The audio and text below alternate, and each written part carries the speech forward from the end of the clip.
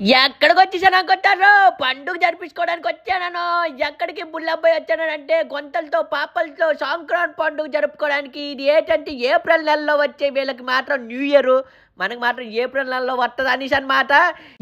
దేశాల నుంచి ఎక్కడిగా వచ్చేస్తుంటారు మామ. ఇక్కడికైతే పండుగ జరుపుకోవడానికి. ఎందుకంటే మనకు హోలీ ఎలా జరుపుకుంటామో వీళ్ళు ఇక్కడ అలా జరుపుకుంటారు అనమాట న్యూ ఇయర్ని.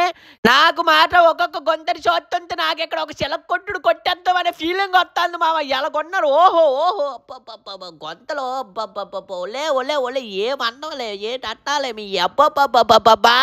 అదిగో అదైతే చూడ, ఇదైతే నాకు గుండెకాయ ఇచ్చేస్తాను అనేసి అంతదే. ఒళ్ళే ఆ గుండెకాయ నాకు కొద్దే ఉంచుకోయే, కాకపోతే ఇక్కడ ఒక్కొక్క దాయి బొగ్గల మీద రాస్తుంటే అబ్బబ్బా ఏమన్నాయే అబ్బా.